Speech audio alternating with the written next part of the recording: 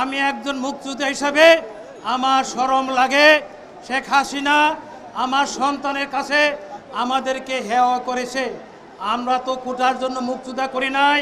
তাহলে আপনি কোটা বাতিল করলেন 18 সালে, আবার 24 সালে বিভিন্ন শিক্ষা প্রতিষ্ঠান ছেলে মেয়েদেরকে রাজাকার বললেন কেন? কারণ তো একটাই, প্রায় 60,000 ভুয়া মুক্তিযোদ্ধাদেরকে, তাদের আত্মীয়স্বজন, তাদের দলের লোকদেরকে ভবিষ্যতে চাকরিতে ঢোকানোর জন্য তার এই নীল নকশা ছিল। আজকে একটি কথা বলতে চাই, 71 সালে যুদ্ধ করার সময় কখনো পাক বাহিনী হেলিকপ্টার দিয়ে বাংলার মাটিতে মুক্তিযোদ্ধাদের উপরে এবং সাধারণ মানুষের উপরে গুলি করে নাই। 2024 সালে 53 বছর পর শেখ হাসিনা দাবি করে তার বাবা নাকি মুক্তিযোদ্ধা করেছিল, দেশ আনিছিল।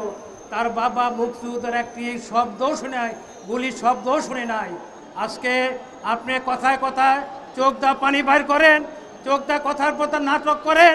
আপনার যদি সন্তান হারাতো তাহলে বুঝতে পারতেন সন্তান হারানোর ব্যথা বেশি তা বাবা হারানোর ব্যথা বেশি। আমি একটি কথা বলতে চাই, আজকে ষড়যন্ত্র কিন্তু শেষ হয় নাই, এখনও কিন্তু রাজপ্রাসাদে ষড়যন্ত্র চলতেছে। পুলিশ ভাইদেরকে বলবো, আপনারা এখনও দলে দলে হাতিয়ার ঢাল দেন, সারেন্ডার করেন। আপনারা এই অবৈধ সরকার আপনি চাকরি করবেন না, নিশ্চয়ই আপনারা ভবিষ্যতে ঠকবেন না।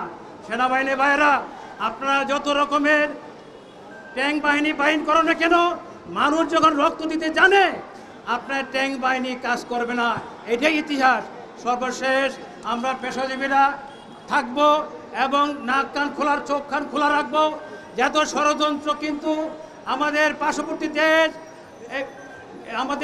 দেশ প্রধানমন্ত্রী কি নাম, মোদী সরকার কিন্তু তার পার্সোনাল কিলার বাহিনী পাঠিয়ে এই দেশে হত্যা করার জন্য সমস্ত ব্যবস্থা করে যাচ্ছে। আমাদের সজাগ থাকতে হবে, আর খালি হাতে মিছিল করা যাবে না।